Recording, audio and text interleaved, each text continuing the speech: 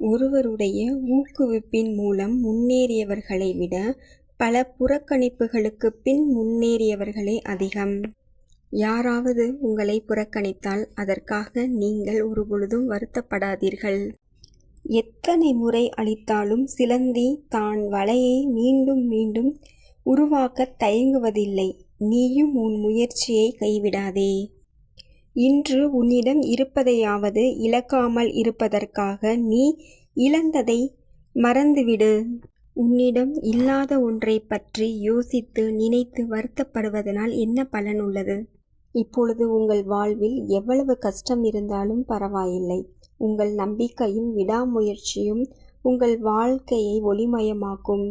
முயற்சி செய்யாமல் இங்கு எதுவும் யாருக்கும் கிடைத்துவிடாது. முயற்சி செய்வோருக்கு வாழ்வில் முன்னேற்றம் நிச்சயம்.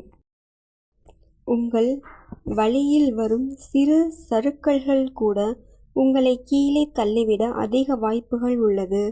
ஆனால் வாழ்க்கையில் மேலே செல்வதற்கு நீங்கள் அடைந்த உயரத்தை தக்க வைத்துக் கொள்வதற்கும் பெரும் முயற்சி தேவை என்பதை மறந்துவிடாதீர்கள்.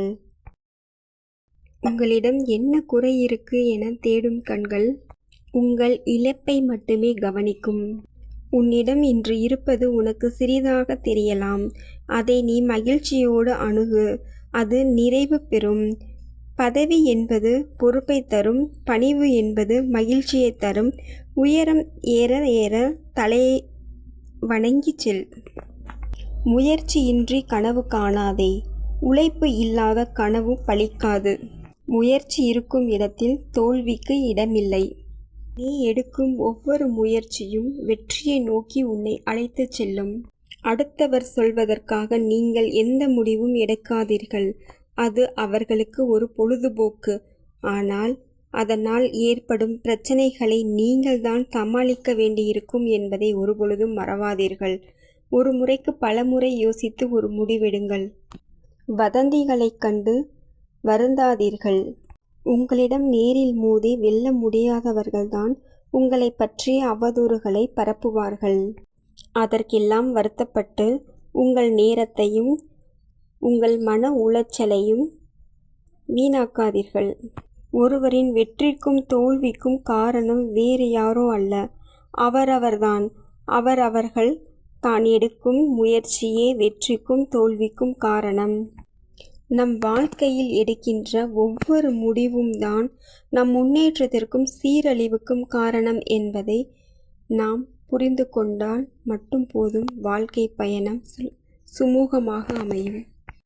அதிர்ஷ்டம் இருந்தால்தான் வெற்றி கிடைக்கும் என்பது வீண் பேச்சு.